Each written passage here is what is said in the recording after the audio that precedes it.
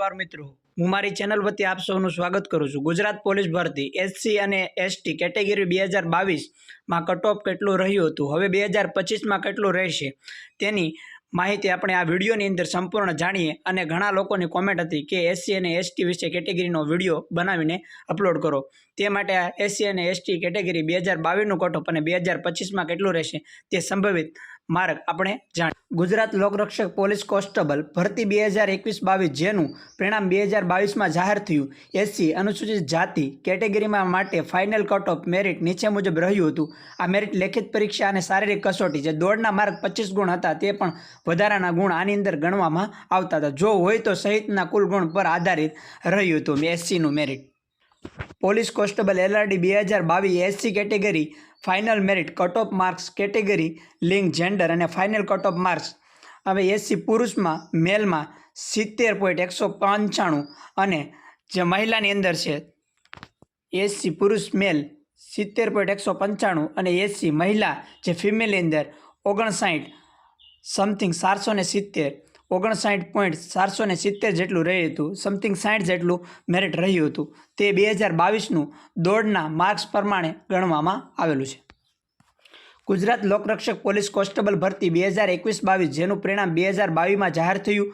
ST અનુસૂચિત જનજાતિ category માટે ફાઇનલ કટ ઓફ મેરિટ નીચે મુજબ રહ્યું હતું। આ મેરિટ લેખિત પરીક્ષા અને શારીરિક કસોટી એટલે દોડના માર્ક પણ આની અંદર ગણવામાં આવ્યા હતા। વધારાના ગુણ જો હોય તો સહિત કુલ ગુણ પર આધારિત હતું। દોડના માર્ક આની અંદર જે વધારે મિનિટ ઉપર આધારિત હતું તે પણ ગણવામાં આવેલા હતા। Police constable 2022 ST category final merit cut off marks આ કેટેગરી એસટી પુરુષ મેલની અંદર 58.585 અને મહિલાની અંદર 50.035 જેટલું મેરિટ એસટી કેટેગરી 2022માં રહ્યું હતું। આની અંદર દોડના પણ માર્ક સમાવેશ છે। કેડર લેખિત પરીક્ષા પાર્ટ એ અને પાર્ટ બીમાં અલગ અલગ 40% ગુણ મેળવેલા હોય તેવા ઉમેદવારોની સંખ્યા કુલ હતી 32,802। આની અંદર આપણે જાણીએ એસસી અને એસટીના કેટેગરીમાં કેટલું મેરિટ રહ્યું હતું તેની વિશેની માહિતી આપણે જાણીએ। જનરલમાં તમે જોઈ ગયા ઈડબ્લ્યુએસનું મેં વિડીયોની અંદર જણાવ્યું, એસસી બીસીનું જણાવ્યું, એસસીનું જાણીએ।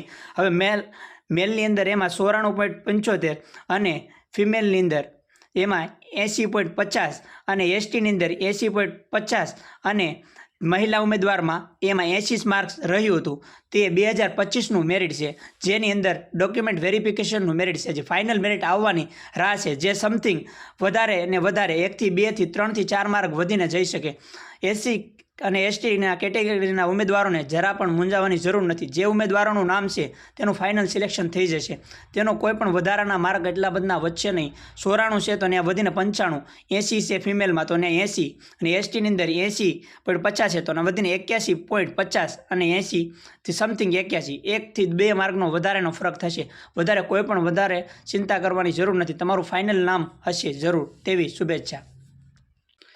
એલઆરડી 2025 ભરતી વધારેમાં વધારે કોમન ઉમેદવાર ઓપ્ટ આઉટ કરે તો જ ન્યાય મળશે, પારદર્શિકતા આવશે અને હજારો યુવાનોને રોજગાર માર્ગ ખુલશે। મેં આગળના વિડીયોની અંદર પણ કહ્યું હતું અને 2025ની દિવાળી પર કોઈના ઘરમાં દીવો તમારા નિર્ણયથી પ્રગટે એ જ સાચી દિવાળી યુવરાજસિંહ જાડેજા દ્વારા જણાવવામાં આવ્યું છે। વધારેમાં વધારે લોકો ઓપ્ટ આઉટ કરે અને જે લોકોનું સપનું છે 2025ની અંદર ખાખી વર્દી પહેરવાનું તે પૂર્ણ થાય તેવી શુભેચ્છા અને હાર્દિક શુભેચ્છા દિવાળી માટેની। જય હિન્દ।